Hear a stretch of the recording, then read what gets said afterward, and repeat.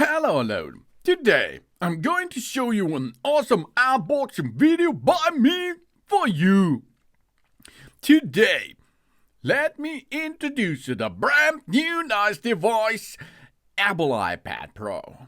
M5 from 2025.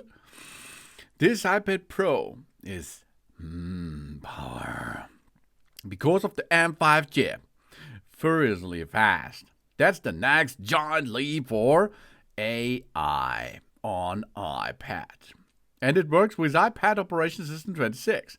This is a powerful redesigned, game-changing capabilities. And we do more with Apple Intelligence. From image one to live translation. All is possible. And Ultra Retina XDR, the world's most advanced display, extreme bright and presses contrast. I have a sleek, lightweight design for ultimate sport, portability. Sportability you can have too, and versatility. It's only 5.1mm thick, and we have advanced features and a comfortable typing if you buy the Magic Keyboard on top. Impressive creative control with the Apple Pencil on top if you need it and you like it. Okay, let's have a look. It is on the market in white. No, it's a silver and space black. And the M5 is a creator and an accelerator.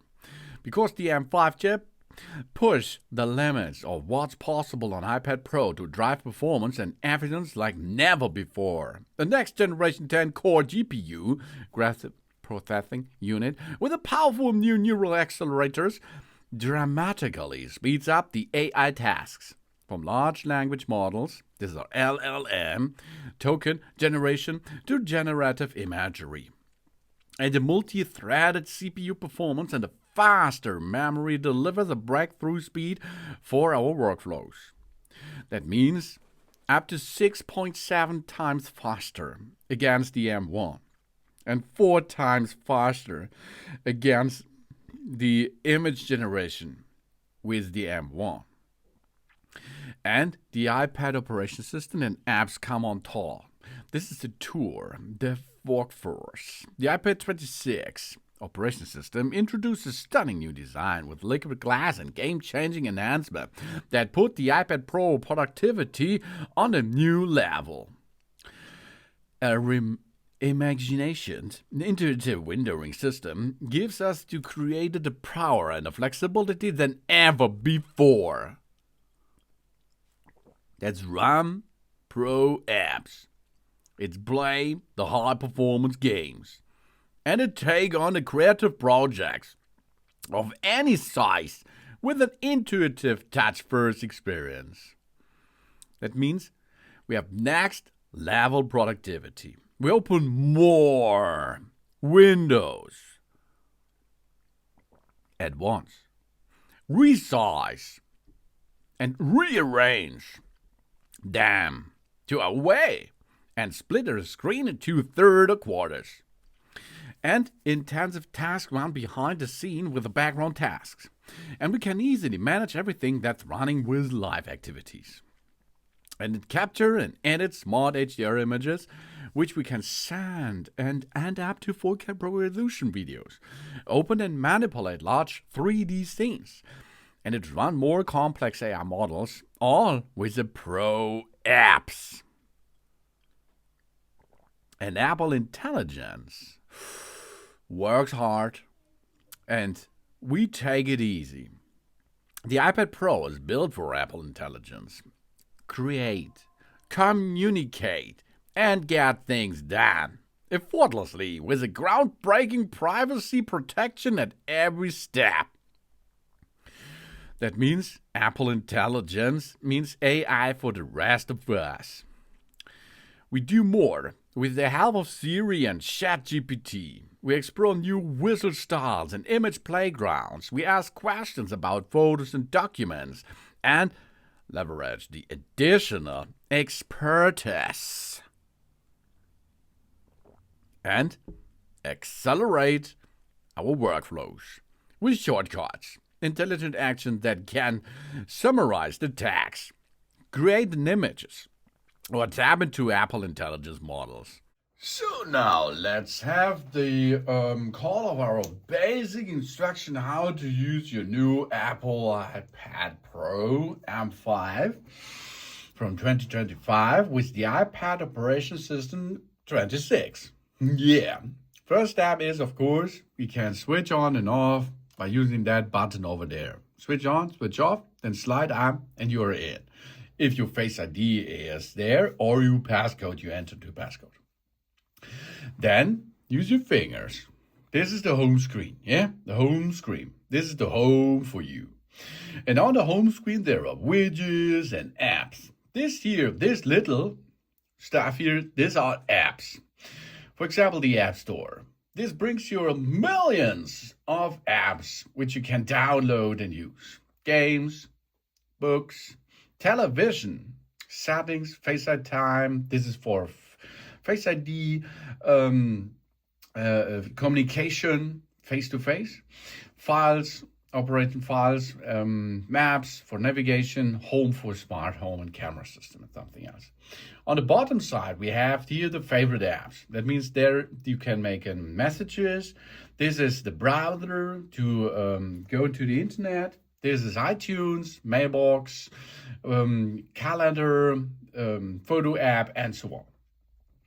To navigate now or to use such an app, push on it. Yeah, that means push on it and it will be start immediately. If you dislike this, you like to go back to the home screen, swipe a little bit up. Okay, you're back on the screen. To edit here something, push on it, hold it. Then you see you can choose a bigger or smaller dimension. Or, of course, you can remove that kind of widget. You can perform the same with an app here. You can make this bigger, get this much bigger, and push this. And, of course, you can edit such stuff, for example. Edit the widgets. You can now change the widget. And, of course, you can remove it, and you can delete it. You can get it back out of the App Store, but it's not already lost for you. Then, of course, we can swipe to the right, to the left. You can see more apps, like a journal, tips, calculator, and so on. So if you like to open an app, push on it. Then you can use the app like you need it. And if you like to make multitasking, you can go over there and make it smaller, for example. Then, of course, we can navigate this to another area. We can then go and use this space for another app or something else. Or, of course, you can come from the upper side a little bit down and see here calculator settings, edit that calculator stuff, make a view, make a window. That means we can enter to full screen mode, for example, or we go a little bit down and we exit the full screen mode again, and so on. Really cool. We get back, swipe from the bottom up, and you see the calculator is already there to use, ready to use, of course. Then, of course, we can open another app, for example. Here we are. Okay, good job. And here's the same. We can make window mode or not the window mode. But you can stay there. You see that button over there. You have here the possibilities to delete the thread, make it small or make it smaller, not full screen mode. And you can make here the move and the resize it. For example, we can go to the left side. And you can see we now have two of them in the center. One is there, the other is over there. And we can use them one time over there, one time over there. Multitasking, baby. And if you like to make them full screen, go again here, but you have already that on top. But you can still go to the app and the other one is not there anymore. Then, of course, you can go back and make this small, and it is we only running in the background. Okay, good job. Then we can go to the left side. There are more widgets and information about connected Bluetooth or other Apple devices.